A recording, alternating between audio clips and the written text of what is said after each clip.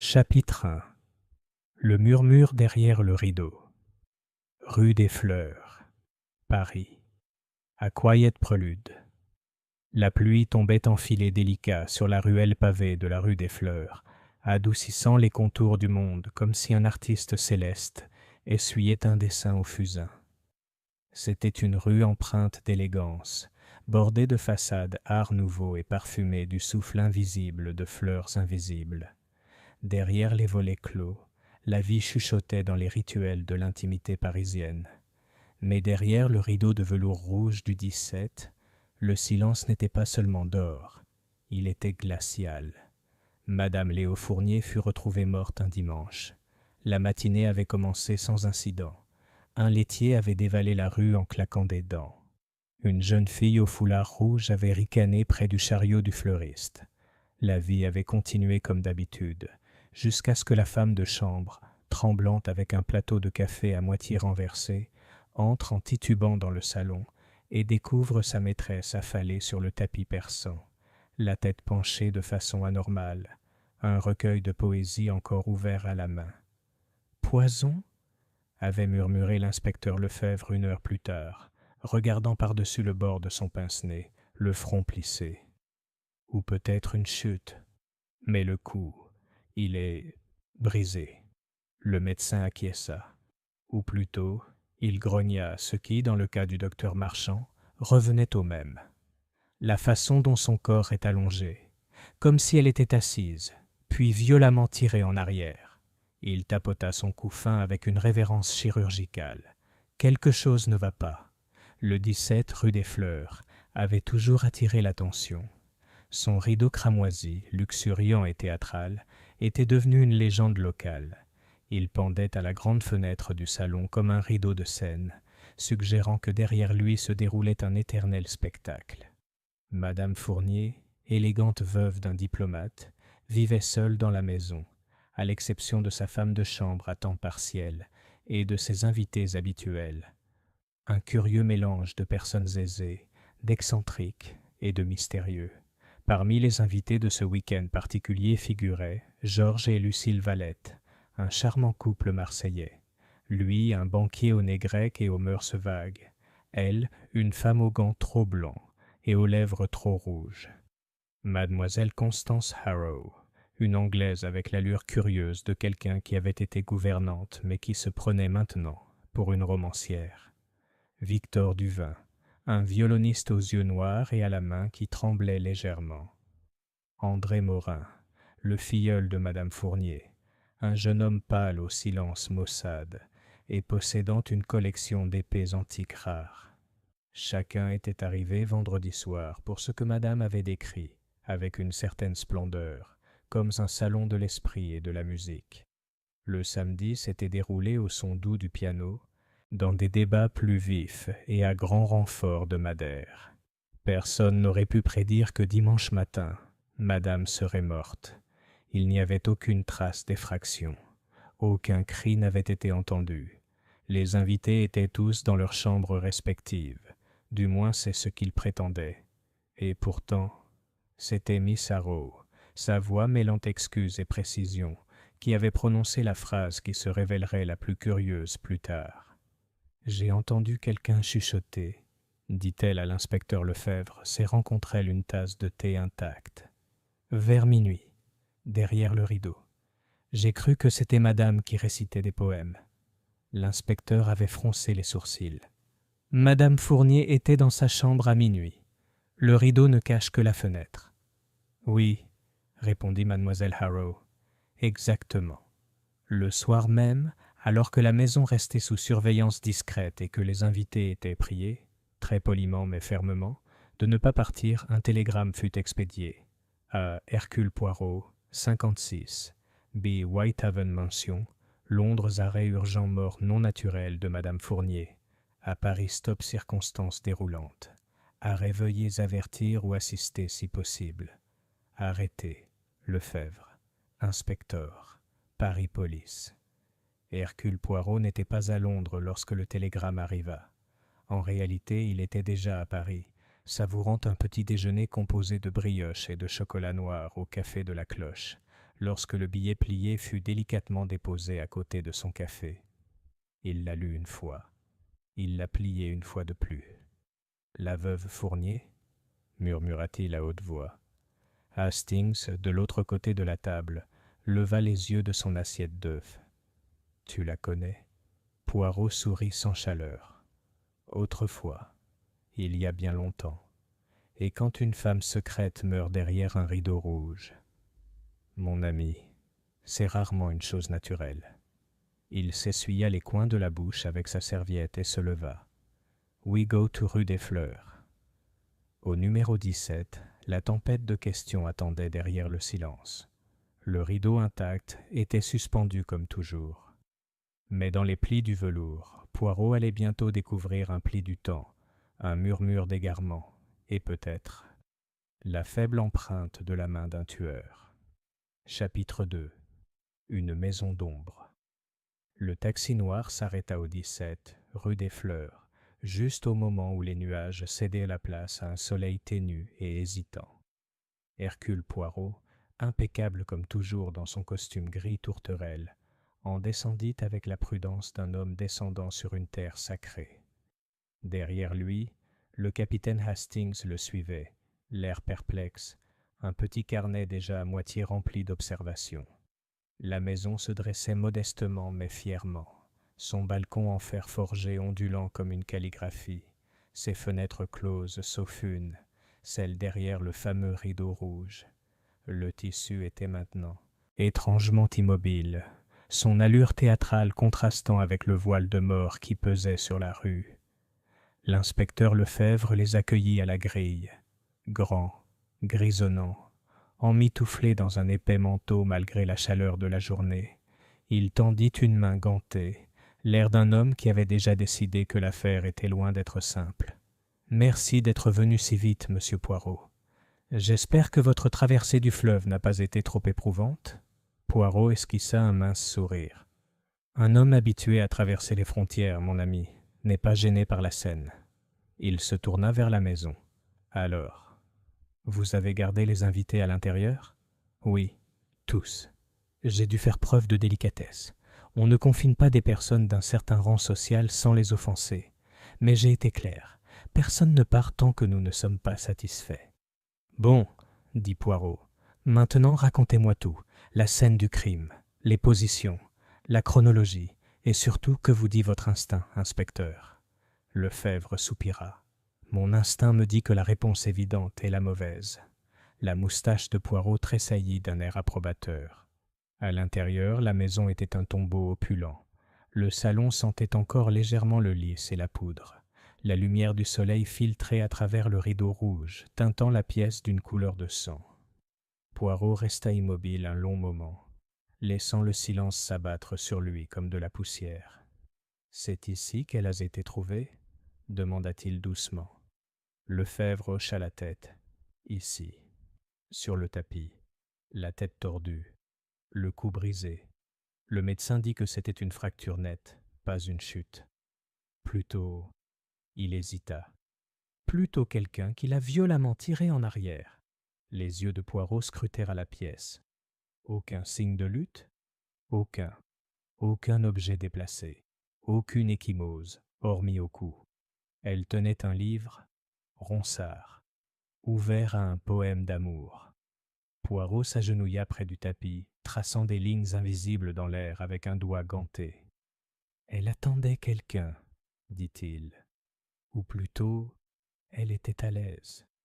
On ne lit pas de poésie à voix haute pour un cambrioleur. » Lefebvre pencha la tête. « Comment as-tu su qu'elle l'avait lu à voix haute ?» Poirot désigna la table basse. Là, un verre de lait chaud, à moitié bu, une paire de lunettes de lecture, et voyez, le dos du livre était trop courbé. Elle le lisait avec intensité, probablement en train de réciter. La servante l'entendait souvent, n'est-ce pas ? Lefebvre cligna des yeux. « Comment ?» Poirot l'interrompit d'un petit geste de la main. « Et maintenant, examinons ce rideau. » Le fameux rideau. Le tissu était épais, théâtral, d'un autre temps. Poirot le tire doucement sur le côté et examine la fenêtre derrière. Hastings se pencha, les sourcils froncés. « C'est verrouillé, remarqua Hastings. De l'intérieur.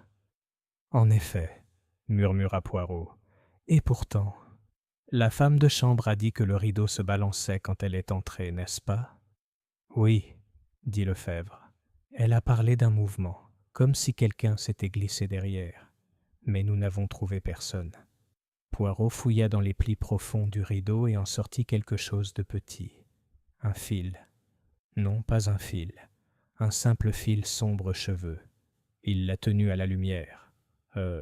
Dit-il, voilà qui est très intéressant. En milieu de matinée, Poirot avait réuni la maisonnée dans la salle à manger, une salle majestueuse avec des chaises à haut dossier et des portraits à l'huile qui observaient la scène tels des jurés silencieux. Les invités semblaient naturellement ébranlés. Lucille Valette s'essuya les yeux avec un mouchoir en dentelle, son parfum flottant trop lourdement dans l'air. Son mari, Georges, fixait son café d'un air maussade, évitant le regard de tous. Victor Duvin était assis, raide, ses doigts martelant la table polie d'un rythme irrégulier. Les mains du violoniste étaient nerveuses, mais élégantes, et Poirot remarqua qu'il portait des gants à l'intérieur. Mademoiselle Constance Haraud, pâle mais posée, serrait son collier, un médaillon en argent, sans doute sentimental, et jetait des coups d'œil vers la fenêtre. On apercevait le rideau rouge d'ici, et André Morin, le filleul, était assis, affalé, les bras croisés, un air renfrogné gravé sur son visage juvénile.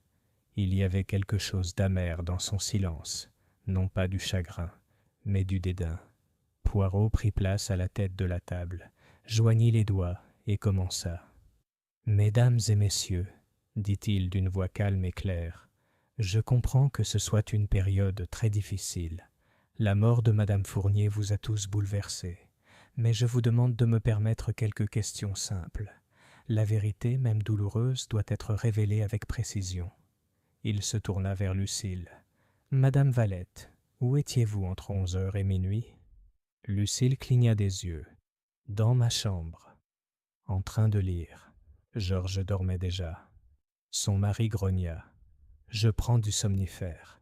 Tous les soirs. Elle le sait. » Poirot se tourna vers Miss Haraud. « Et vous, mademoiselle? J'ai entendu quelqu'un chuchoter, dit-elle d'une voix encore légèrement incrédule. J'ai tout dit à l'inspecteur. Je n'ai pas compris, c'était juste une voix douce, presque celle d'un fantôme. » Poirot ne dit rien, il hocha simplement la tête. Il regarda André. « Et vous, monsieur ?» André haussa les épaules. « J'étais à la bibliothèque. Je lisais une lettre. De mon avocat.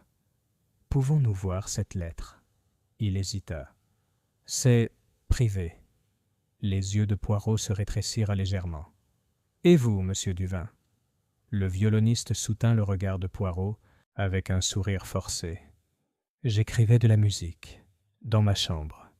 Je peux te montrer la partition. »« Plus tard, » dit Poirot d'une voix doucereuse. « Maintenant, dites-moi, quelqu'un est-il entré ou sorti de la maison hier soir? Quelqu'un d'extérieur à votre groupe ?» Un silence s'installa dans la pièce, et puis Miss Haraud a parlé. « Eh bien, oui, il y avait un homme. Toutes les têtes se sont tournées. Un visiteur, demanda Poirot, le regard soudain perçant. Il n'est pas entré. Je l'ai vu de la fenêtre de l'étage, debout de l'autre côté de la rue. Grand, chapeau bas, juste en train de regarder. » Poirot se leva lentement. « Alors, mademoiselle Haraud, je pense que nous allons faire une petite promenade. J'aimerais admirer la vue depuis votre fenêtre. » Dehors, les nuages revenaient. Depuis la chambre d'amis à l'étage, Poirot se tenait à côté de Miss Haraud et regardait à travers la vitre. De l'autre côté de la rue se dressait une boutique de tailleur aux volets fermés. L'étalage était statique, des mannequins poussiéreux en cravate. Mais le regard de Poirot ne s'arrêta pas là. Il se lève. Là, une fenêtre, légèrement entr'ouverte, à peine perceptible. Il sourit. « L'homme que vous avez vu, mademoiselle, il ne se contentait pas d'observer, il attendait. » Miss Haraud se tourna vers lui, surprise. « Pourquoi » Poirot ne répondit pas immédiatement. Il se détourna de la fenêtre et tira doucement le rideau à côté. Velours rouge, pas aussi riche, pas aussi grandiose, mais familier, identique en fait au rideau du salon. La rue des Fleurs, dit doucement Poirot, a plus d'un rideau rouge, et je crains que celui-ci ne cache lui aussi des secrets. Chapitre 3. Le rideau de l'autre côté de la rue. Le lendemain matin, une épaisse brume se leva, cette sorte de brume pâle et grise qui persistait dans les poumons et semblait étouffer non seulement les sons, mais aussi les intentions. Au 17 rue des Fleurs, Hercule Poirot se tenait devant le portail, sa canne tapotant légèrement les pavés. Hastings le rejoignit, jetant un coup d'œil à la modeste maison de ville de l'autre côté de la rue. « Vous pensez que l'homme que Miss Harrow a vu se cachait là-dedans » demanda Hastings. Poirot hocha la tête d'un air mesuré. « Mais bien sûr, mon ami. Imaginez, une invitée prétend avoir vu une silhouette surveiller la maison peu avant le meurtre de Madame Fournier. Cette même invitée ne sait pas, du moins c'est ce qu'elle prétend, si elle l'a vue à l'intérieur ou à l'extérieur du rideau. Et de l'autre côté de la rue, on découvre une fenêtre entr'ouverte, avec un rideau de velours rouge identique. Ce serait absurde. Passe pour enquêter. Le bâtiment en question était étroit et haut de 3 étages. L'enseigne défraîchie au-dessus de la porte indiquait « Maison Tisserand, tailleur depuis 1891 ». La boutique du tailleur avait visiblement connu des décennies plus fastes. La peinture s'écaillait du chambranle, et le heurtoir en laiton était devenu terne à force d'être négligé. Pourtant, lorsque Poirot frappa doucement, un bruit de pas traînants retentit à l'intérieur. Un homme âgé ouvrit la porte. Ses yeux étaient laiteux à cause de la cataracte, mais sa voix restait sèche. « Oui, qui est-ce ? Nous sommes fermés. Définitivement, probablement. » « Pardonnez-moi cette intrusion, » dit Poirot d'une voix doucereuse. « Je m'appelle Hercule Poirot, et voici le capitaine Hastings. Nous enquêtons sur un décès des plus regrettables juste en face, au numéro 17. » Le vieil homme fronça les sourcils. « Ah, la maison Fournier. Oui, oui, cette pauvre femme. J'ai entendu. Vous dites qu'elle était morte ?» Poirot hocha lentement la tête. « En effet. Et j'ai des raisons de croire que quelqu'un a pu observer sa maison depuis ce même bâtiment. Serait-il possible, monsieur, d'entrer et de lui poser quelques questions ?» L'homme hésita, puis ouvrit la porte plus largement. À l'intérieur, la boutique dégageait une impression de grandeur désuète. Des rouleaux de tissu ramassèrent la poussière, et un portant de costume, autrefois impeccable, s'affaissait sous l'effet du temps. Un comptoir en bois abritait une vieille caisse enregistreuse et un registre fissuré. Le seul élément moderne était un verrou récemment installé sur la porte arrière. « Je suis Léon Tisserand, » dit l'homme en s'installant dans un fauteuil grinçant. « L'atelier de mon père et celui du sien avant lui. Je ne coupe plus, vous comprenez ? Arthrite. Mais je dors en haut. Surveillez bien. »« Louez-vous une partie de la propriété ?» demanda Poirot. Tisserand hocha la tête vers le plafond. « Au dernier étage, à un jeune homme, un type tranquille. Rarement à la maison. Toujours avec des gants. Vous connaissez le genre. » Poirot et Hastings échangèrent un regard. « Est-ce qu'il a un nom ?» demanda Hastings. « Gaspard, » dit le vieil homme. « Il ne donne jamais son nom de famille. Payez 3 mois d'avance. Il est discret. » « Est-il à la maison maintenant ?»« Non. Je n'y suis pas retourné depuis samedi. Je suis revenu brièvement hier soir. J'ai entendu des pas. Vers 11 heures. » Le regard de Poirot s'éclaircit. « Tu es sûr de l'heure ?» J'écoutais la radio. L'heure du jazz venait de se terminer. « Pourriez-vous nous permettre d'examiner sa chambre ?» Tisserand hésita, puis hocha la tête d'un air las. En haut de l'escalier étroit. Première porte à gauche. La chambre était spartiate mais étrangement soignée. Un lit simple en fer, un petit bureau et une malle verrouillée au pied de la table. Sur le bureau se trouvait un stylo-plume, un jeu d'échecs à moitié terminé dans un magazine et une photo de femme dans un cadre argenté. Poirot la ramassa avec précaution. Madame Fournier. Elle était plus jeune sur la photo. souriante dans un jardin ensoleillé, les cheveux attachés par un ruban. L'expression de Poirot changea, non pas de surprise, mais de regret. Elle représentait quelque chose pour lui, murmura Hastings.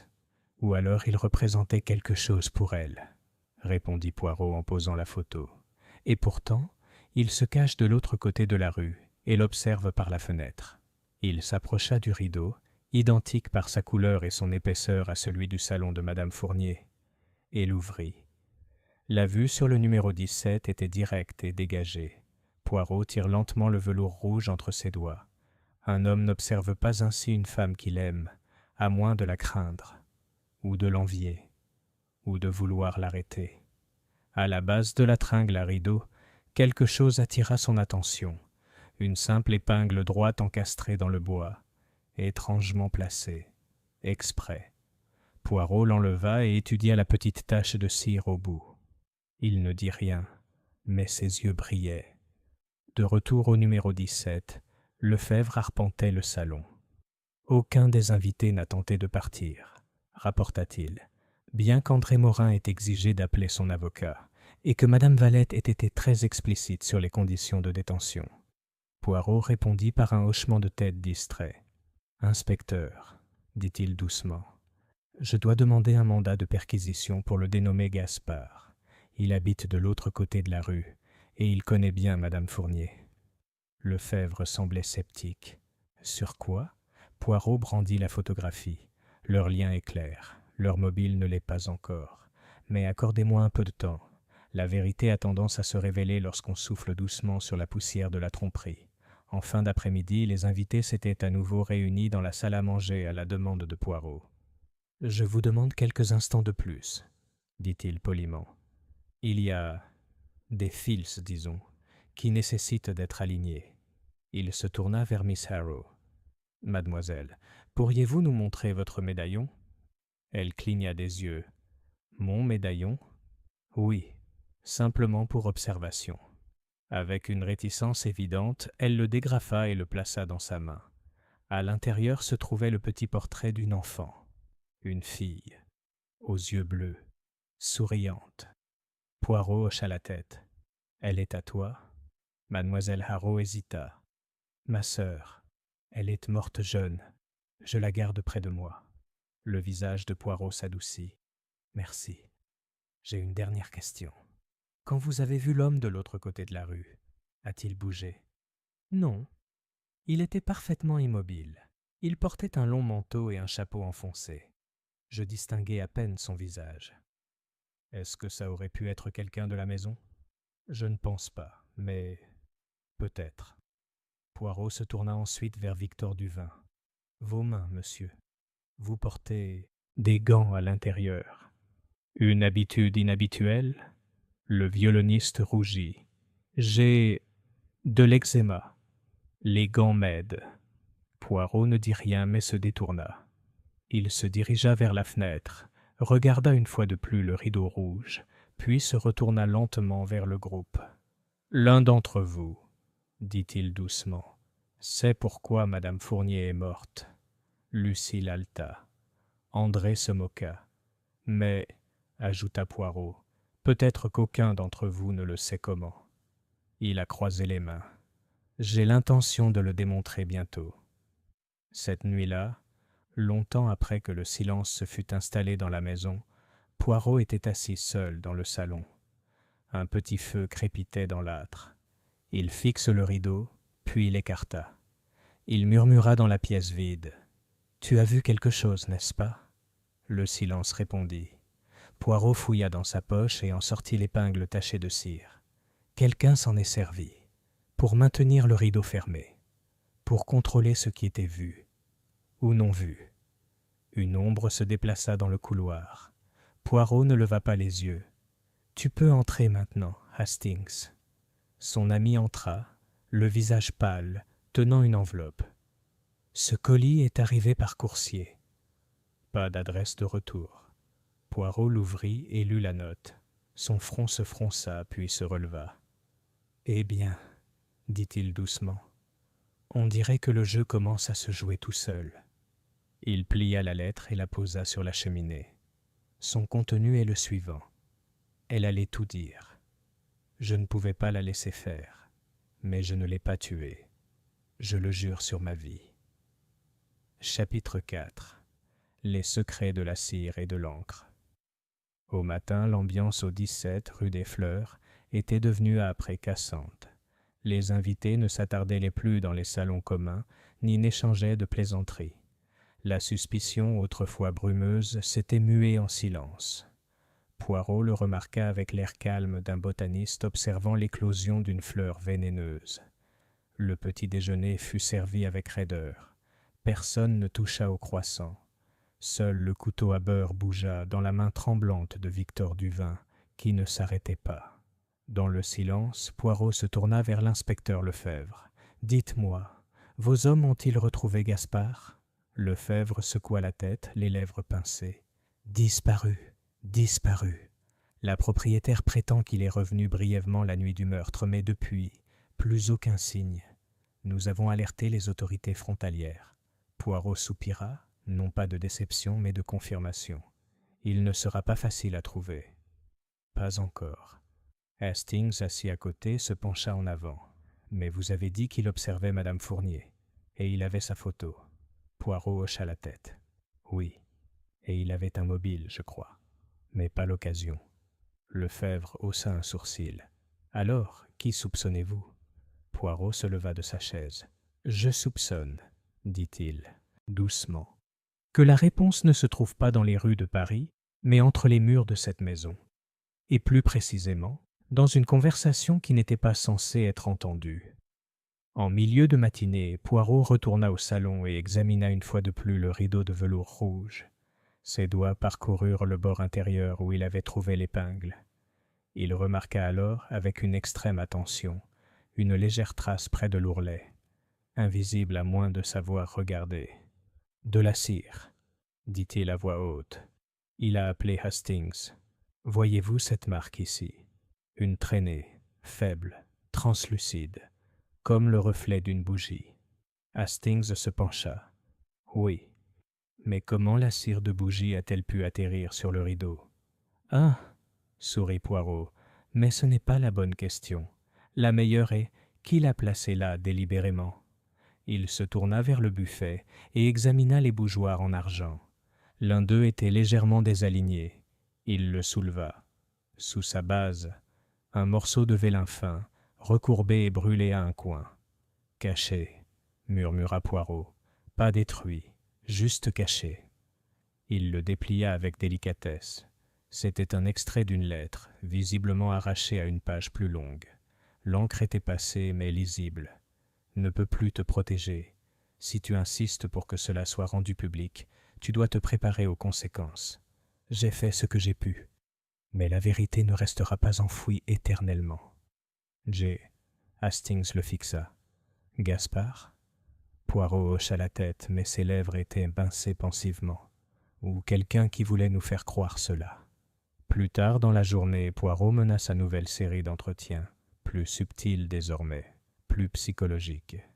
Il commença par Victor Duvin, invitant le violoniste dans le bureau. « Vos mains, monsieur, » dit Poirot, « tremblent encore ?»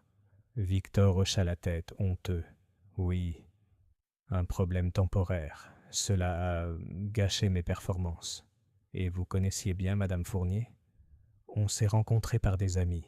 Elle tenait un salon, vous savez. Elle adorait la musique. Elle a été gentille avec moi, autrefois. » Poirot ne dit rien, observant simplement la façon dont les doigts gantés de Victor se tordèrent sur ses genoux. « Est-ce qu'elle s'est déjà confiée à toi ? A-t-elle parlé de secrets ?» Victor leva brusquement les yeux. « Quel genre de secret ?» Le regard de Poirot était froid. « Ceux qui impliquent la confiance ou la trahison. » Le violoniste ne répondit pas. Poirot a ensuite parlé avec Lucille Valette, la trouvant dans le salon en train de tamponner du parfum sur ses poignets. « Une période difficile, madame ?» Elle exhala la fumée d'une fine cigarette. « On peut dire ça. Une maison pleine de nervosité et de jugement, et une femme morte dans la pièce d'à côté. » Le ton de Poirot était doux. « Vous parlez sans affection pour madame. Fournier. » Lucille rit doucement. Elle avait une façon particulière de regarder les gens, comme si elle savait déjà le pire à leur sujet. Et savait-elle le pire à ton sujet? Lucille croisa son regard, les yeux brillants. Elle le pensait. Mais je lui ai dit que les ragots peuvent être dangereux, surtout quand on les murmure derrière un rideau. Poirot se pencha. Étiez-vous la dernière personne à lui avoir parlé, madame? Lucille a écrasé la cigarette dans le cendrier. Non, dit-elle, mais j'ai peut-être été la dernière à menacer son. Cet après-midi-là, Poirot reçut un visiteur. C'était Marcel Fournier, le frère du défunt mari, un universitaire grisonnant à la toux légère et au regard froid. Lefebvre l'avait fait venir de la campagne. Il est venu porteur d'informations. « Mon frère est mort il y a 12 ans, dit-il en s'installant lourdement dans le fauteuil. Et Léonie, Madame Fournier, a changé après sa mort. Elle n'était plus seulement une hôtesse. Elle s'est mise à collectionner des secrets, des lettres, des confessions. C'est devenu une sorte d'obsession. » Poirot hocha la tête. « Elle a parlé de dénoncer quelqu'un? » ?»« Oui. Elle me l'a dit il y a une semaine, autour d'un thé. Elle avait enfin décidé de me révéler ce qu'elle appelait le fardeau. Elle n'a pas voulu dire de quoi il s'agissait, mais elle a dit que cela ruinerait au moins une vie dans cette maison. » Les yeux de Poirot s'illuminèrent. Alors elle invitait « Les avoir ici délibérément? » ?»« Je crois que oui. » Il s'arrêta. C'était une femme prête à détruire quelqu'un. Et quelqu'un peut-être l'a détruite en premier. La nuit était tombée à nouveau. La ville resplendissait du silence doré de cette fin de soirée. Dans le bureau, Poirot était assis devant une collection d'objets. Le fragment de lettre, l'épingle en cire, la photographie et un nouvel ajout, un programme de théâtre déchiré. La comédie française datée de 3 ans auparavant, trouvée dans la chambre d'André Morin. Au dos, écrit d'une écriture précipitée. Rue Blanche, le studio. 20 hours. Personne d'autre ne doit le savoir. Poirot tapota ses doigts l'un contre l'autre. Un rendez-vous. Un lieu secret. Un atelier d'art, peut-être. Il s'est levé. « Hastings, dit-il. Nous allons rue Blanche. » Ils arrivèrent peu après 9 heures. Le studio était niché entre une galerie aux volets fermés et un atelier de réparation de vélos. Les fenêtres étaient tapissées de papier, mais une faible lumière brillait à l'intérieur. Poirot frappa. Une jeune femme ouvrit la porte. Cheveux auburn, maquillage sur les joues, expression surprise. « Oui ?» Poirot s'inclina légèrement. « Pardon, mademoiselle.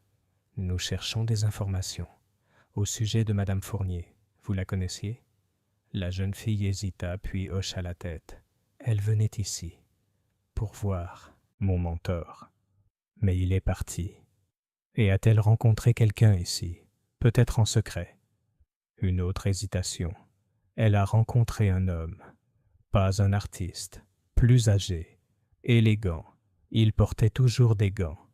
La voix de Poirot s'adoucit. « As-tu déjà appris son nom ?» Elle hocha lentement la tête. « Georges Valette. » Lorsque Poirot et Hastings revinrent rue des Fleurs, la maison était silencieuse. Les invités dormaient. Poirot, cependant, ne l'était pas. Il a placé une seule page pliée sur la table du couloir, le programme du théâtre, et en dessous, la note reçue la veille. Elle allait tout dire. Je ne pouvais pas la laisser faire, mais je ne l'ai pas tuée. Il se tourna vers Hastings. La vérité, a-t-il dit, a commencé à desserrer son collier. Chapitre 5. L'homme aux gants blancs. Le lendemain matin, Poirot convoqua une réunion discrète dans le salon. Un feu doux crépitait dans l'âtre, même s'il était à peine froid. Poirot avait toujours affirmé que les flammes éclairaient la pensée. Seuls l'inspecteur Lefebvre et Hastings étaient en présent. Les invités étaient toujours à l'étage, sous surveillance discrète. Poirot se tenait près de la cheminée, les doigts serrés. Ses yeux brillaient de ce calme intense qui précédait toujours la révélation. « Nous avons atteint, dit-il doucement, le bord du labyrinthe. Commençons maintenant le retour. » Lefebvre haussa un sourcil. « Vous croyez savoir qui a tué Madame Fournier ? » « Je crois savoir qui la craignait. » corrigea Poirot, et qui avait des raisons de la faire taire. La distinction est importante. Hastings, carnet prêt, demanda « Est-ce Gaspard, celui du studio, ou ce Georges Valette ?» Poirot hocha lentement la tête. « Nous comprenons maintenant que Madame Fournier orchestrait une confrontation, un salon des esprits et des motivations, n'est-ce pas? Elle a convoqué ceux qui lui avaient fait du tort, ou qui l'avaient eu fait à autrui. Chaque invité avait un secret. Elle comptait bien les révéler au grand jour. » Il ramassa le fragment de lettre déchirée trouvé sous le bougeoir et le lut à haute voix. « Je ne peux plus te protéger. Si tu insistes pour que cela soit rendu public, prépare-toi aux conséquences. » Poirot a plié le papier. Ce n'était pas une lettre d'amour, Hastings. C'était un avertissement. L'auteur voulait absolument éviter toute révélation. Mais la vraie question n'est pas de savoir qui l'a écrite, mais qui était au courant. Il se tourna vers Lefebvre. « J'ai besoin de votre aide pour mettre en scène quelque chose de théâtral. » Lefebvre parut alarmé. « Théâtral ?» Poirot sourit. « Oui, une petite performance. La vérité, je trouve, s'accorde mieux avec un peu de drame. » À 8 heures précises ce soir-là, les invités du numéro 17 furent de nouveau conviés au salon. Ils arrivèrent méfiants, silencieux, se regardant en coin comme des acteurs attendant leur réplique. Poirot se tenait au centre de la pièce, sa canne noire à côté de lui, sa silhouette soulignée par le feu vacillant du foyer. Le rideau rouge pendait derrière lui comme un témoin de velours. « Mes amis, » commença-t-il, « vous avez tous été patients, et je vous en remercie. Le moment est venu de parler franchement. La mort de Madame Fournier n'était pas un accident. C'était un meurtre. » Lucille Valette haleta. Missaro serra son médaillon.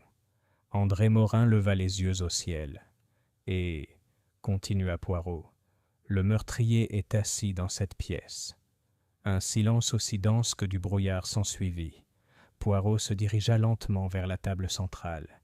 Il y déposa 4 objets, la photo de Madame Fournier, la lettre déchirée, l'épingle tachée de cire et une paire de gants blancs.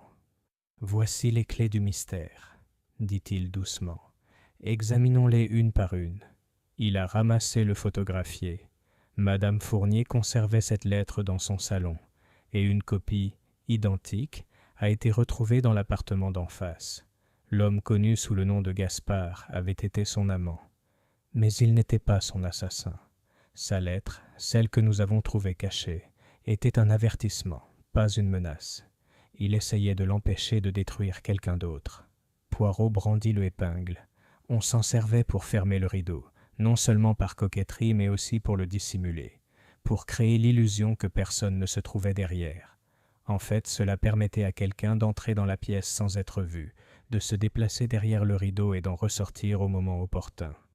Il a soulevé les gants suivants, blancs, immaculés, et fréquemment portés par l'un d'entre nous. Non pas pour des raisons médicales, mais pour la performance, par habitude, pour cacher les empreintes digitales. Il se tourna lentement vers Georges Valette. « Vous, monsieur ?» Valette remua sur son siège. « Vous m'accusez, monsieur Poirot. Je constate que vous avez menti. Vous avez prétendu dormir sous l'effet de somnifères. Pourtant, on vous a vu, monsieur, de l'autre côté de la rue. L'artiste de la rue Blanche vous a identifié. » Lucille se tourna brusquement vers son mari. « Tu m'avais dit... » « Silence, Lucille, » rétorqua Georges. Poirot leva la main. Monsieur Valette était amoureux de Madame Fournier. Autrefois, avant d'épouser sa femme actuelle, il avait promis de quitter Lucille, puis il a rompu sa promesse. Madame Fournier s'apprêtait à révéler cette liaison, n'est-ce pas? Et pire encore, elle en avait la preuve. Il a brandi le lettre-fragment. Vous avez écrit cela, mais ce n'était pas suffisant. Elle ne s'est pas laissée influencer. Elle avait aménagé son salon comme une scène. Elle comptait lire la lettre à voix haute à ses invités. Vous démasquer devant votre femme. Vous saviez qu'elle lisait de la poésie au salon le soir. Vous avez attendu dehors, de l'autre côté de la rue. Puis vous avez traversé. Vous avez utilisé l'entrée des domestiques. Vous connaissiez la maison pour vos précédentes visites. Poirot prit une inspiration, puis parla clairement. Tu es entré en silence. Tu es passé derrière le rideau. Et quand madame Fournier s'est rassise sur sa chaise, un livre à la main, inconsciente, tu as glissé tes mains gantées autour de son cou et tu l'as tordu. Une mort silencieuse, rapide, brutale.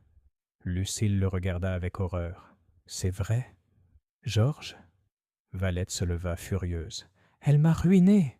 Elle aurait tout pris. Ma carrière, mon mariage, mon nom. Poirot hocha la tête solennellement. Alors tu l'as réduite au silence. Pour toujours. L'inspecteur Lefebvre s'avança. C'est un aveu, monsieur. Mais Poirot leva la main. Non. Il n'est pas le seul à porter le poids de la culpabilité.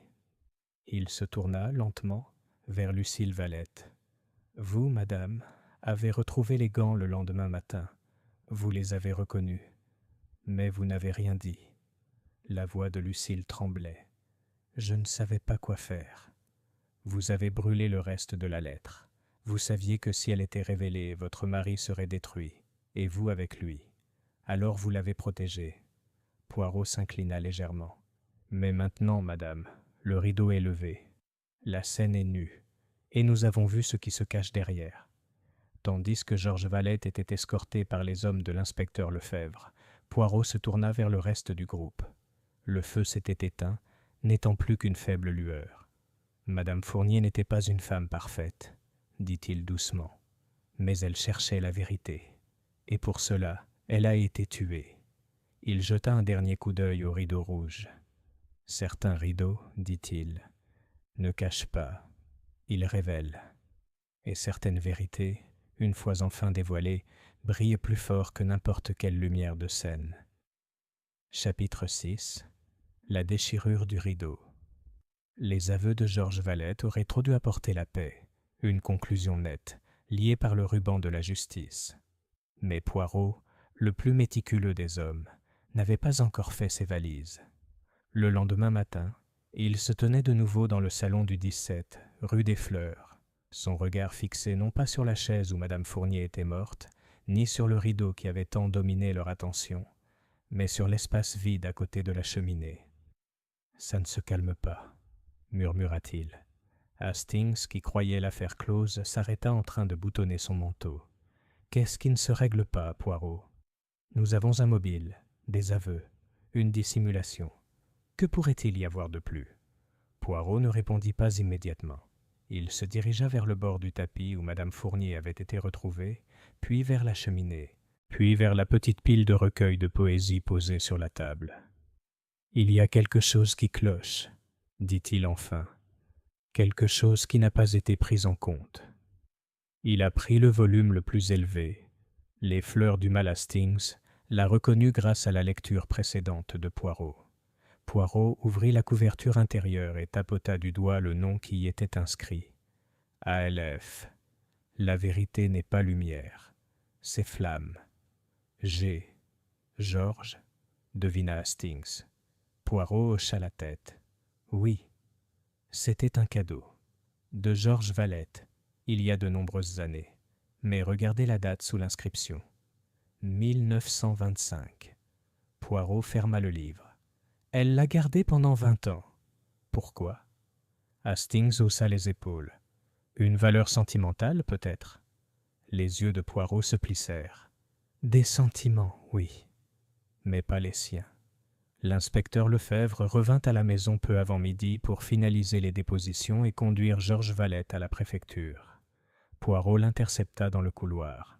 « Inspecteur, dit-il, un instant, s'il vous plaît. » Lefebvre semblait fatigué.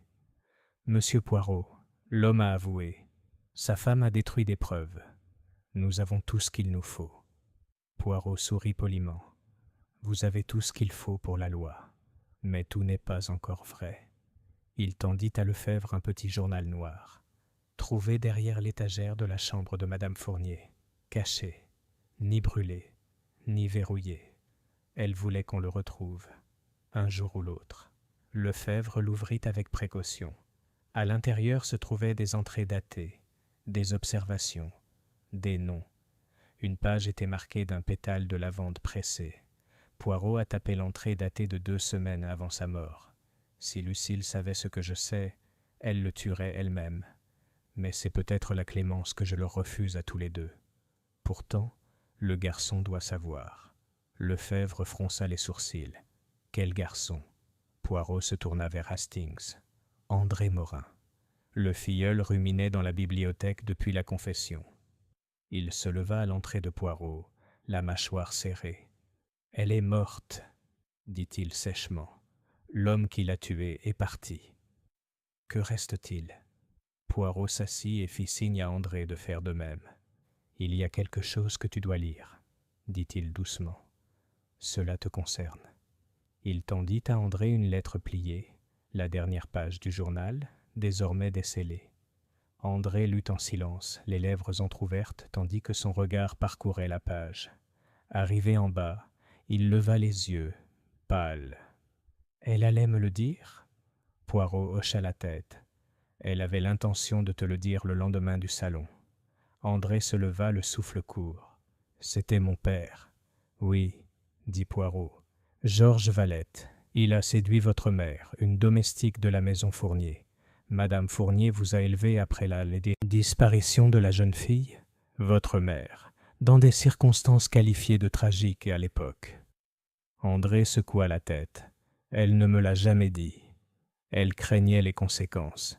Et pourtant, au final, elle a vu la vérité comme la seule voie possible. » Poirot se leva et posa une main sur l'épaule du jeune homme. « Vous avez hérité de plus que du sang, monsieur. Vous avez hérité du silence. Qu'il finisse avec vous. » Le soir, les invités étaient de partie. Victor Duvin retourna à son conservatoire en silence. Miss Arrow s'attarda juste assez longtemps pour remercier Poirot d'une poignée de main maladroite et d'un long regard indéchiffrable. Lucille Valette fut escortée sous surveillance discrète jusqu'au domicile de sa sœur à Aix-en-Provence, sa réputation en miettes. Poirot resta en arrière, demandant une dernière heure seul dans le salon. Hastings le rejoignit. « Je dois dire, Poirot, s'aventura-t-il, que vous avez résolu un meurtre, mis au jour un scandale et même réconcilié un filleul avec son héritage. Mais vous semblez toujours perturbé. » Poirot fixait le rideau rouge. « Sais-tu ce qui me dérange, Hastings ?»« Quoi ?» La voix de Poirot était calme. « Le rideau n'a pas été remis. Il n'a jamais été retiré. Il est toujours là, comme la nuit du meurtre. » Hastings fronça les sourcils. « Oui. Et alors ?» Poirot s'en approcha et le tira doucement en arrière. « Il y a une déchirure, dit-il. Et bien sûr, le long de la couture intérieure, presque invisible dans les plis épais du velours, un petit déchiré, comme si quelque chose s'y était accroché. Il a mis la main dans la doublure et a retiré une deuxième note, cassant, jaunie, étroitement pliée et aplatie. » Hastings haleta. « Un autre message ?» Poirot le déplia lentement. L'écriture n'était pas celle de Madame Fournier. C'était prudent, angulaire. On pouvait y lire. « Si jamais tu reparles de ce qui s'est passé cette nuit-là à Lyon, tu ne vivras pas assez longtemps pour voir justice rendue. Je veille. Toujours. G. » Hastings pâlit. « Lyon ?» Poirot murmura. « Un vieux scandale, recouvert, enterré, mais peut-être pas oublié. » Il plia le billet et le glissa dans sa poche. Georges Valette n'était pas seul dans ce cas. Il y a un autre acteur. Hastings le fixa. « Mais alors, on n'a pas fini ?» Poirot regarda une fois de plus le rideau. « Non, mon ami, » dit-il doucement. « Pas encore. La pièce n'est pas terminée. Le dernier acte ne fait que commencer. » Chapitre 7. Les ombres de Lyon. La découverte du second billet brisa le peu de finalité que la confession de Georges Valette avait offert. Poirot, d'apparence calme, était devenu pensif. Il faisait les 100 pas, triait des dossiers, écrivait des notes personnelles dans un carnet de cuir neuf, paraffé.hp gravé en or. Il dit peu de choses à Hastings ce soir-là, à l'exception d'une phrase, prononcée au cours d'un modeste souper composé de sole à la vapeur et de pommes de terre au beurre. Il y a toujours un fil, mon ami, et quand on tire dessus, il faut être prêt à voir ce qui se défait. Le lendemain matin, Poirot demanda à l'inspecteur de le rencontrer une fois de plus au 17, rue des Fleurs. Lefebvre arriva avec son habituel mélange de suspicion et de fumée de cigarette. « Poirot, dit-il avant même de s'asseoir, que suggérez-vous exactement ?» Valette a avoué. Sa femme a prêté main forte. L'affaire est classée. « Non, inspecteur, » répondit Poirot d'une voix douce. L'affaire était conclue, mais pas résolue. Il ouvrit son carnet et le tourna vers Lefebvre. « Vous connaissez le disparition de Lyon il y a 5 ans ?» Lefebvre fronça les sourcils. « Le fonctionnaire disparu, Armand Delacroix ?»« Oui, jamais retrouvé. Présumé noyé dans le Rhône. Mais le dernier témoin connu était Georges Valette, qui était à l'époque chef d'un service discret au sein du ministère des Finances. » Les yeux de Lefebvre s'écarquillèrent. « Tu crois que Fournier savait quelque chose sur cette affaire ?» Poirot leva une fois de plus le billet jauni. « Si jamais vous parlez à nouveau de ce qui s'est passé cette nuit-là à Lyon, c'était du chantage, » dit doucement Poirot, « ou peut-être un marché. Dans les 2 cas, quelqu'un l'a menacé, quelqu'un au-delà de Valette, quelqu'un qui la surveillait encore. » Lefebvre se rassit en silence. Poirot fit ce que peu de détectives auraient osé faire. Il retourna lui-même à Lyon, avec Hastings, par le train de fin d'après-midi. Ils arrivèrent juste avant le crépuscule, accueillis par la lumière cuivrée des collines de la ville et par le fleuve serpentant en son cœur tel un ruban de secret.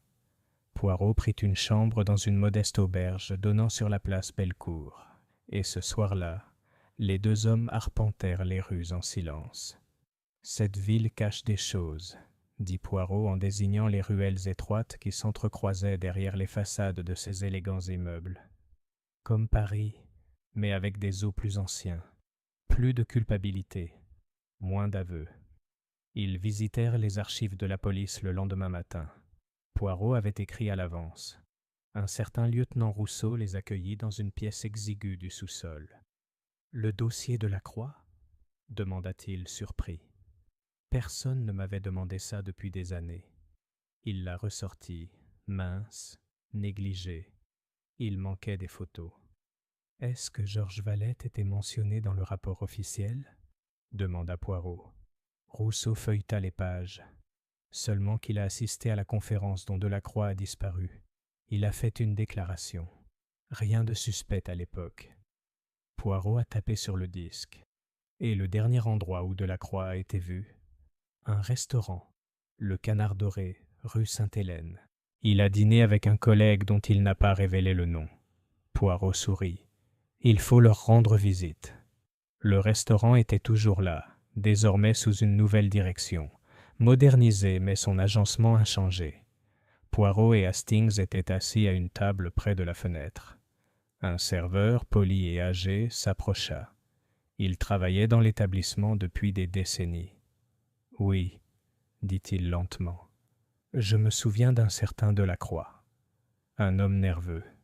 Il est arrivé ce soir-là avec un homme ganté. Ils étaient assis au fond. Je m'en souviens parce que l'autre homme insistait pour payer en espèces, en billets neufs et impeccables. » Poirot se pencha en avant. « Tu te souviens de son nom ?» Le serveur secoua la tête. « Non. Mais il avait un accent, léger. Pas parisien, allemand peut-être, ou autrichien. Difficile à situer. » Poirot échangea un regard avec Hastings. « Est-ce qu'il portait un chapeau ?» demanda Poirot. « Oui, » dit le serveur. « Feutre foncé, large bord, et il boitait. Légèrement, mais visiblement. » Poirot se rassit. « Merci. Vous m'avez été d'une grande aide. » Dans le train de retour à Paris, Poirot était inhabituellement silencieux, ses doigts tapotant contre l'accoudoir. Hastings attendit patiemment jusqu'à ce que, enfin, Poirot parle. L'homme à Lyon, celui qui a rencontré Delacroix, n'était pas Valette. C'était quelqu'un d'autre. Quelqu'un qui a utilisé l'association de Valette pour dissimuler sa propre implication.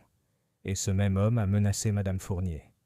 L'écriture du 2e billet, je l'ai comparée à celle de Valette. Aucune correspondance. Vous dites que quelqu'un d'autre a tout orchestré? Oui. Et ils sont toujours libres. Poirot se tourna vers son compagnon avec un regard rare de sévérité. Hastings, nous avons découvert un crime bien plus grave. Un homme a disparu, Une femme est morte. Et un marionnettiste s'est caché dans l'ombre depuis le début, derrière des rideaux de velours, sous de faux noms, sous des gants non pas pour dissimuler un eczéma, mais pour éviter d'être identifié. Il fouilla dans son manteau et en sortit un petit enveloppe, un exemplaire qu'il avait pris dans le journal de Madame Fournier, mais qu'il n'avait pas encore ouvert. Il le fit maintenant. À l'intérieur se trouvait une photographie, granuleuse, en noir et blanc. On y voit 3 hommes debout devant une salle de conférence. L'un d'eux était Georges Valette, l'un d'eux était Armand Delacroix, et le troisième, le visage à moitié tourné, le chapeau bas, la canne à la main, était un homme que Poirot avait déjà vu une fois. Pas à Lyon, mais à Paris, dans le public de l'Opéra, et plus récemment, Standing across the street from rue des Fleurs. Chapitre 8. L'homme sans nom. La photographie a hanté Poirot longtemps après leur retour à Paris. 3 hommes, un disparu, un mort, un inconnu. Le visage de Georges Valette était reconnaissable entre mille, mince, fier, avec la mâchoire saillante d'un homme élevé au pouvoir et au privilège. Armand Delacroix, en revanche, paraissait timide, le regard lourd de fatigue, même immobile. Mais le troisième, c'était lui, le fantôme dans le cadre. Ses traits étaient partiellement masqués par le bord d'un chapeau. Il portait des gants. Il tenait une canne dans sa main gauche. Et là, à peine visible, sur le revers de son pardessus, se trouvait une épingle. Petite, métallique, en forme de fleur de lys inversée. Poirot l'étudiait maintenant sous une loupe dans le calme de la bibliothèque du numéro 17. « L'épingle, dit-il doucement à Hastings, assis à côté de lui. Elle n'est pas décorative. Elle est officielle, un symbole de rang, peut-être militaire, peut-être quelque chose de moins visible. » Hastings se pencha. « Tu penses que c'est lui qui a tué Delacroix ? » ?»« Je pense qu'il a fait disparaître Delacroix. Et je pense que Madame Fournier connaissait son identité. » Poirot tapota la photographie. Elle a gardé ça, cachée dans une lettre du journal. Elle ne l'a jamais montrée à Lefebvre. Elle ne l'a jamais donnée à André. C'était la seule chose qu'elle cachait, même à elle-même. Cet après-midi-là, Poirot et Hastings rendirent visite aux Archives nationales près de l'hôtel de Soubise, un lieu si silencieux et respectueux que même un murmure semblait profane. Grâce à la coopération de Lefebvre et au pouvoir de Poirot, ils obtinrent l'accès aux archives du ministère des Finances, service extérieur, et enfin, un sous-département particulier du Bureau des biens culturels, opérationnel jusqu'en 1929. Dans un fichier presque oublié sous un dossier mal étiqueté, Poirot a trouvé le nom, baron Emil von Kelstein, attaché autrichien, transféré à Paris en 1924, disparu des archives publiques en 1931, collaborateur connu de Valette et de Delacroix, conseiller spécial aux affaires culturelles. Hastings cligna des yeux. « Kelstein, c'est allemand. » Poirot le corrigea doucement. Un noble autrichien, mais quelqu'un qui évoluait facilement dans les cercles politiques et financiers. Après la guerre, beaucoup d'hommes portaient des masques, par honte ou pour se protéger. Certains utilisaient de faux noms, d'autres se taisaient. Poirot posa le dossier. Von Kelstein, je crois, n'a jamais vraiment disparu. Il a simplement changé de rôle. Ce soir-là, de retour rue des Fleurs, Poirot convoqua Lefebvre et le seul invité qui n'avait pas encore quitté Paris, Mademoiselle Constance Harrow. Elle était restée dans une petite pension près de la Seine, soi-disant pour rassembler des éléments pour un roman. Mais Poirot soupçonnait une autre raison. Ils se sont rencontrés dans le salon du numéro 17. Miss Harrow était calme, son médaillon toujours visible autour de son cou, bien. Qu'elle portait maintenant une robe différente, vert pâle, moins sévère qu'avant. Poirot la salua chaleureusement. « Mademoiselle, pardonnez-moi la convocation, mais vous détenez le fil conducteur, je crois. » Elle haussa un sourcil. « Oui, tu étais le seul à avoir vu l'homme d'en face, » dit Poirot, « celui au chapeau. Et tu as mentionné quelque chose de très particulier, un accent. Tu as dit qu'il était doux, presque musical. Mademoiselle Harrow hésita. Oui, Poirot hocha la tête. L'homme que vous avez vu n'était pas Georges Valette. C'était le baron Émile von Kelstein. Il surveillait le numéro 17, non par curiosité, mais par peur. Il savait que Madame Fournier avait l'intention de révéler son identité. Elle avait des lettres. Et elle avait ceci. Il a brandi la photo. Miss Harrow pâlit. « Elle m'a parlé de lui, murmura-t-elle. 2 nuits avant sa mort. Elle m'a dit qu'il y avait un homme qui avait disparu sans mourir, qu'il tuerait à nouveau si nécessaire. » Poirot s'avança. « Pourquoi ne l'as-tu pas dit plus tôt ?» Elle regarda Lefebvre. « Parce que je craignais que la police ne me croie pas. J'ai une réputation de dramaturge. J'ai pensé qu'elle avait peut-être exagéré, ou que c'était une invention, un fantôme littéraire. » Le ton de Poirot s'adoucit. Mais ce n'était pas le cas. Il existe, et il était là. Il se tourna vers Lefebvre. Cet homme, Émile von Kelstein, n'a jamais été arrêté, jamais inquiété. Il a disparu des archives, mais pas de Paris. Je crois qu'il réside toujours à Paris, sous un faux nom. Lefebvre croisa les bras. Et vous proposez de le retrouver comment ? Nous n'avons pas de photos récentes, pas d'adresse, pas d'identité. Poirot sourit. Ah, mais nous avons quelque chose de bien mieux. Nous avons style. Le lendemain, Poirot visita l'Opéra Garnier. Non pas pour assister à un spectacle, mais pour rencontrer son metteur en scène. Un homme corpulent nommé Rousseau, passionné de mode viennoise et peu insensible aux questions policières. Mais Poirot n'était pas là en tant que policier. Il était là en tant que connaisseur du détail. « Monsieur, dit-il, je cherche un de vos mécènes. Un homme qui assiste à toutes vos premières. Il porte des gants, un chapeau. Il est assis en loge numéro 5. » Rousseau cligna des yeux. « Oui. » Le monsieur qui boite. La moustache de Poirot tressaillit. « Oui, celle-là. » Rousseau regarda autour de lui et baissa la voix. « Il utilise le nom Monsieur Muller. Paye toujours en espèces. Parle parfaitement français, mais avec un léger accent. Autrichien d'antan. Il a réservé une place pour la Traviata la semaine prochaine. » Poirot sourit. « Puis-je acheter une boîte à côté de lui ?» Rousseau hocha la tête. « Tu peux. » Le soir de la Traviata, Poirot et Lefebvre prirent place dans Case 6, les lumières s'éteignant autour d'eux. Hastings attendait, dans le hall en contrebas, déguisé en placeur. 2 policiers en civil s'attardaient dans le cercle supérieur. Et dans Case 5 était assis un homme avec un chapeau à large bord, une canne noire et des gants blancs. De Kelstein. Il regardait la scène, immobile. Il n'applaudissait pas. Il ne buvait pas. Son immobilité était anormale, celle d'une vie habituée à ne pas être vue. Et puis, à l'entracte, Poirot se leva. Il traversa la cloison en velours et frappa sur le cadre de la boîte 5. « Baron von Kelstein, » dit-il doucement. « Puis-je m'asseoir à côté de vous ?» L'homme n'a pas répondu au début. Puis il se retourna.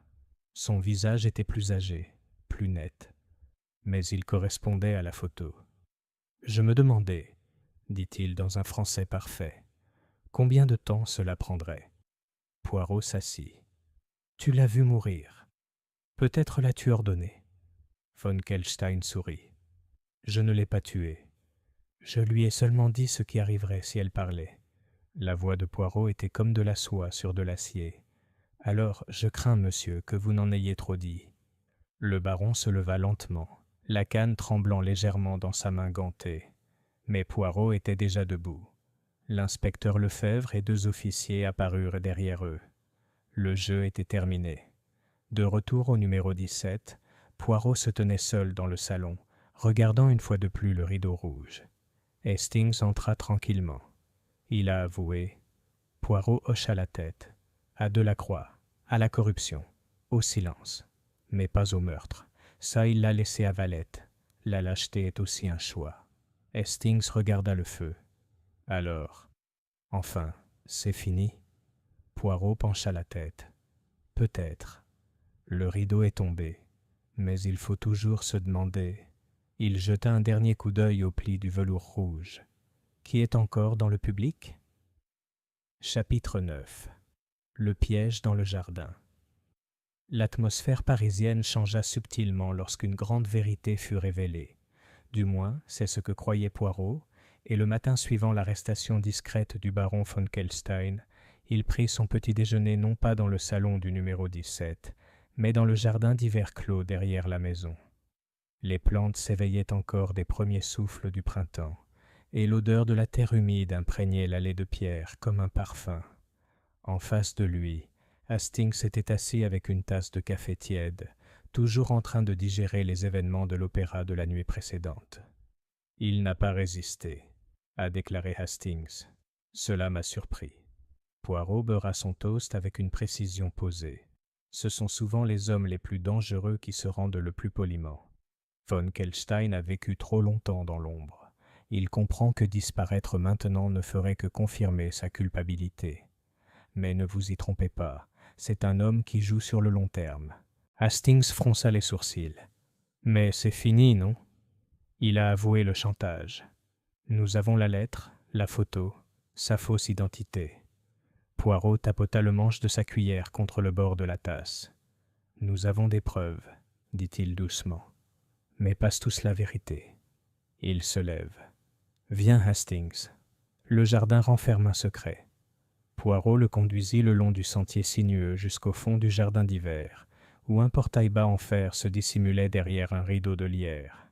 Il l'ouvrit pour révéler une petite alcôve, oubliée, envahie par la végétation, avec un banc en bois et une statue usée d'un ange pleureur. « J'ai trouvé ça hier, » dit Poirot en s'agenouillant. « De la terre fraîchement retournée. Mais aucun jardinier n'a entretenu cette zone depuis des semaines. » Il plongea la main dans la terre et en sortit une enveloppe scellée enveloppée dans du lin ciré. À l'intérieur se trouvait une lettre.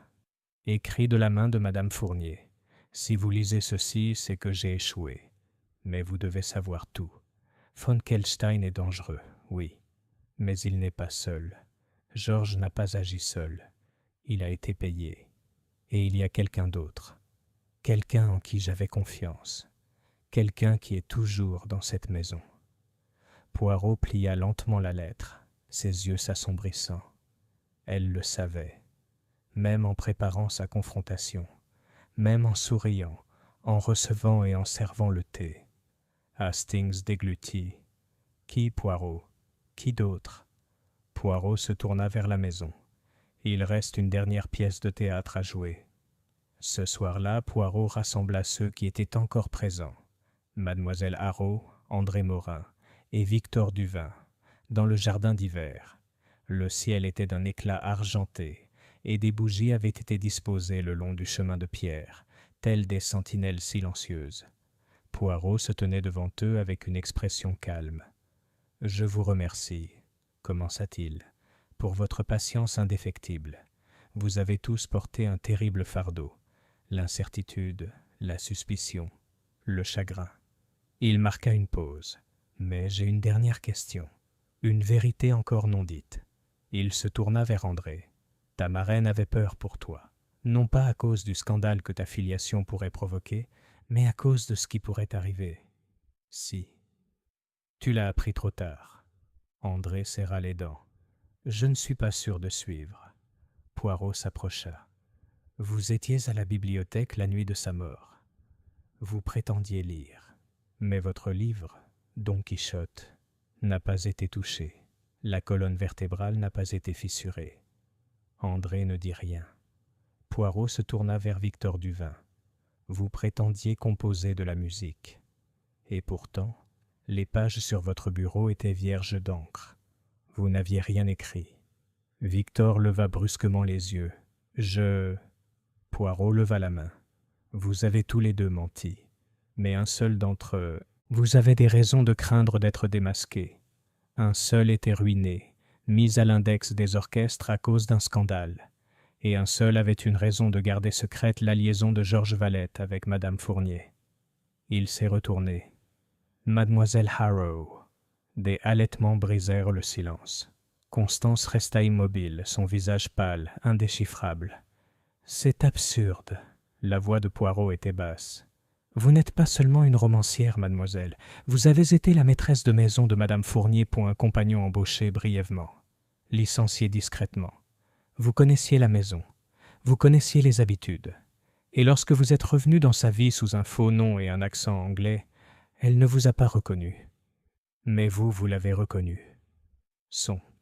Miss Harrow rit doucement, mais sa voix tremblait. « Je n'étais qu'une invitée, une amie de Lucille. » Les yeux de Poirot brillèrent. « Lucille ne t'a jamais invité. J'ai vérifié.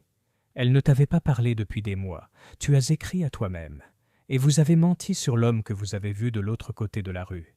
Vous avez décrit Valette au lieu de Kelstein, détournant ainsi les soupçons. Astucieux, mais pas assez. » Il brandit la lettre du jardin. « Elle t'a nommé, pas directement, mais avec ceci, quelqu'un en qui j'avais confiance, toujours dans la maison. » Constance recula d'un pas. Ses mains tremblaient. « Elle a tout détruit, » murmura-t-elle. « Elle m'a enlevé mon poste. Elle m'a humilié devant les autres. Et puis elle a eu le culot de m'inviter à nouveau. Comme un animal de compagnie, comme un avertissement. » Poirot hocha doucement la tête. « Et donc, vous avez aidé Valette. Vous lui avez donné accès. Vous avez distrait les autres. Vous avez murmuré derrière les rideaux. Vous avez peut-être même tenu la porte ouverte. »« Je ne l'ai pas tuée, » siffla-t-elle. « Non, » acquiesça Poirot, « mais vous laissez. Elle est morte. Et puis tu as enterré son avertissement dans le jardin, pensant que personne ne le trouverait. » Constance Harrow se redressa. « Alors je suppose que je devrais être reconnaissante à madame Fournier d'avoir élevé un filleul aussi brillant. » Tous les regards se tournèrent vers André Morin, dont l'expression était passée de la confusion à la clarté tranquille. Poirot ne dit rien de plus. Cette nuit-là, Lefebvre plaça mademoiselle Harrow en garde à vue. Elle n'opposa aucune résistance. Et le numéro 17 de la rue des Fleurs est tombé dans son premier vrai silence depuis des semaines. Poirot était assis seul dans le salon, le rideau rouge désormais définitivement ouvert. Hastings lui apporta du thé et s'assit à côté de lui. « Je dois admettre, » a déclaré Hastings, « qu'elle m'a trompé. » Poirot sourit faiblement. « Tu n'es pas seul, mon ami. Même moi, j'ai sous-estimé la profondeur de sa performance. » Il regarda vers la cheminée, où les flammes dansaient doucement. Madame Fournier avait prévu une pièce, mais elle avait oublié que même au théâtre, il y a des doublures, attendant, observant, et parfois réécrivant le dernier acte. Il sirota son thé. Et maintenant, enfin, la scène est vide. Le rideau est tombé. Une longue pause. « Jusqu'à la prochaine affaire, » a déclaré Hastings. Poirot haussa un sourcil. « Jusqu'au prochain murmure. » Chapitre 10. Le dernier murmure. Le printemps était déjà bien installé à Paris lorsque Poirot retourna au 17, rue des Fleurs, mais pas en tant que détective. La maison avait été fermée, ses volets repeints, ses pièces vidées. Le rideau de velours avait enfin été retiré, tiré par un ouvrier qui murmura quelque chose comme s'il supportait le poids des fantômes. Poirot se tenait dans le jardin, fraîchement planté de lavandes et de pivoines blanches. La statue de l'ange pleureur avait été nettoyée. Son visage n'était plus strié de mousse. Le banc avait été poncé et reverni. Une nouvelle vie, semblait-il, avait osé revenir. À côté de lui se tenait André Morin. Il avait changé. Le garçon renfrogné, empreint d'amertume et de silence maussade, avait disparu.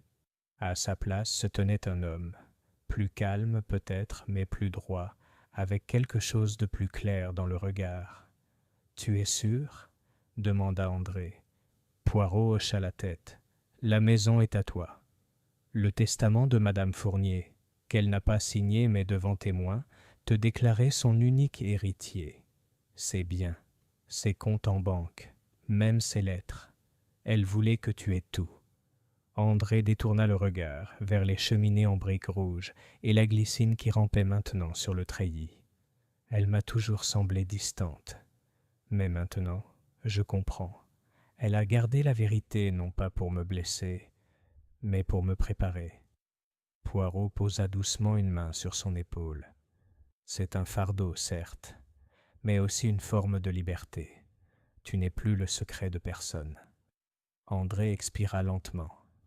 Je garde la maison, mais je rouvrirai le salon, aux musiciens, aux artistes, à ceux qui ont besoin d'espace pour se faire entendre. Poirot sourit. Alors peut-être que le rideau n'était pas un voile, mais une scène. De retour à Londres, à Whitehaven Mansion, Poirot reprit ses habitudes avec aisance.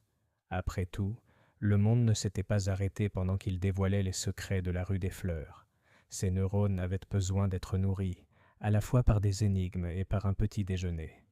Un matin, alors qu'il triait du courrier, il reçut une enveloppe sans adresse de retour. À l'intérieur se trouvait une petite carte. Tu avais raison, mais pas assez vite. Toutes les ombres ne restent pas immobiles.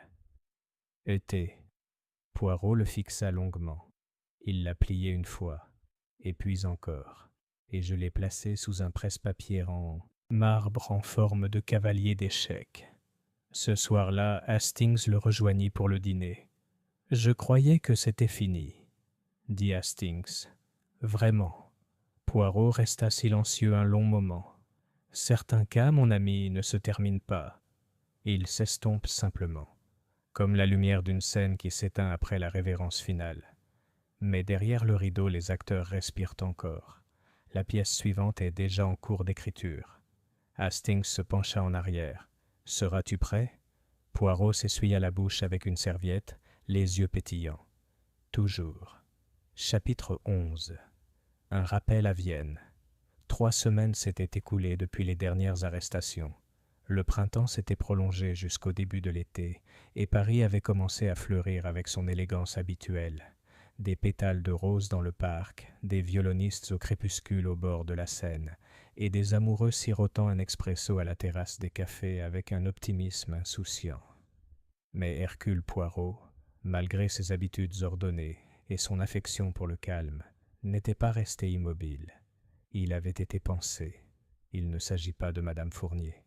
Pas même au sujet du piège soigneusement construit qui avait conduit à la chute de Constance Harrow. Mais à propos de la carte, tu avais raison, mais pas assez vite.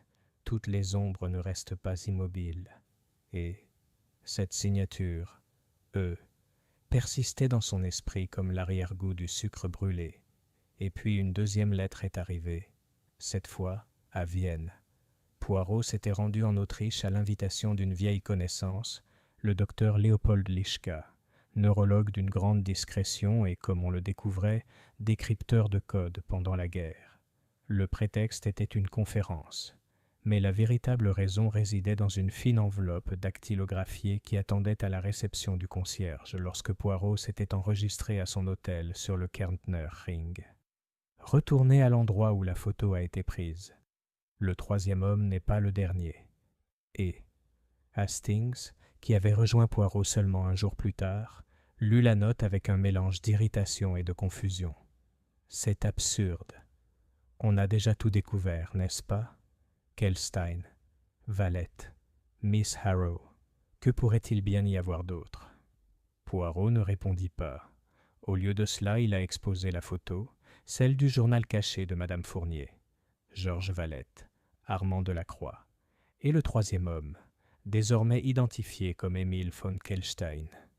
Poirot tapota l'arrière-plan derrière eux, un drapeau flou, une arche en fer forgé, une façade dans l'ombre. « Ce n'est pas Lyon, a-t-il déclaré, c'est Vienne. » Hastings cligna des yeux. « Alors tout ce que nous croyions a été conçu pour nous tromper, » conclut Poirot. Le lendemain matin, ils ont visité le archive de la Hofburg, où la dite photographie avait probablement été prise lors d'une conférence de 1924 sur la restitution d'après-guerre. Dans les archives, Poirot a trouvé la liste originale des délégués. Parmi les noms, Valette, Kelstein, Delacroix, et encore un, Edgar Schillinger, chargé de liaison culturelle, Vienne, un homme qui a disparu des archives officielles en 1926. Les sourcils de Poirot se froncèrent. E.T. Edgar. Le sentier commença à scintiller de clarté. Ils ont suivi le papier, relevé bancaire, liste d'invités, correspondance archivée. Un nom est apparu à maintes reprises. Edgar Schillinger, vu vivant pour la dernière fois en 1926, alors qu'il assistait à un bal masqué organisé par le baron von Kelstein. Par la suite, plus aucun témoignage, pas de nécrologie, pas de funérailles, mais son signature apparut, subtilement et sous des pseudonymes, sur des transactions immobilières en France, des comptes ouverts à Zurich, et, le plus accablant, sur un transfert confidentiel de fonds daté de 2 jours après la disparition d'Armand Delacroix. « Il n'est jamais mort », murmura Hastings. « Non », répondit Poirot d'un ton sombre. « Il s'est effacé. » Cette nuit-là, Poirot reçut une 3e carte à la porte de son hôtel. Celle-ci était manuscrite. « Félicitations, vous avez trouvé le nom. Mais l'homme, monsieur Poirot, l'homme est toujours dans la foule. On se retrouve ? E.T. » Et au dos, un dessin à l'encre rouge d'un rideau de théâtre, légèrement écarté, avec un seul œil qui regarde. Poirot resta à sa fenêtre longtemps après qu'Hastings se soit couché. Les lumières de la ville scintillaient. L'opéra résonnait faiblement au loin. Un couple riait dans la rue en contrebas, ivre de jeunesse et de champagne. Mais le regard de Poirot était lointain. « Je n'étais pas trop tard, » murmura-t-il. « Pas cette fois. » Et puis, encore plus doucement. « Mais vous, monsieur E., vous désirez être attrapé, ou vu, ou simplement qu'on se souvienne de vous. » Il plia le billet et le plaça à côté de son thé. Un doux sourire traversa ses lèvres. Qu'il en soit ainsi. Chapitre 12. L'œil derrière le rideau. Vienne retenait son souffle sous les étoiles d'été tandis que Poirot descendait l'escalier de marbre du cours impérial. L'hôtel était plongé dans un silence immaculé. Le mot de E brûlait dans sa poche comme une marque. Pas seulement un message, mais un défi. Pas seulement une menace, mais une invitation. Il était temps. Lui et Hastings étaient attendus dans un salon privé à théâtre à Vienne, le même lieu où, des décennies plus tôt, le grand Hugo von Hofmannsthal avait dévoilé des secrets à travers l'opéra. Ce soir, Poirot le soupçonnait. Un autre opéra allait se dérouler, sans ouverture, sans orchestre, et avec un seul compositeur invisible. Acte 1. L'hôte qui n'arrive jamais. Ils furent accueillis aux portes du théâtre non pas par le personnel, mais par un préposé en civil qui parlait avec un accent sec et tendit à Poirot une enveloppe scellée avant de disparaître dans l'ombre. « Mon cher monsieur Poirot, je suis vraiment désolé d'avoir manqué notre rendez-vous. Mais comme vous le savez, je trouve la scène plus supportable lorsque je contrôle l'éclairage. Veuillez vous asseoir en loge 12. Vous constaterez que le programme a changé. » La loge était située bien au-dessus de l'auditorium principal, ombragée et silencieuse, offrant une vue non pas sur la scène, mais sur toutes les autres loges, observant les spectateurs. Poirot entra le premier, sa posture impeccable. Hastings le suivit, jetant des regards nerveux autour de lui. Pas de spectacle, Poirot. Poirot fit un geste vers le siège. Et pourtant, nous sommes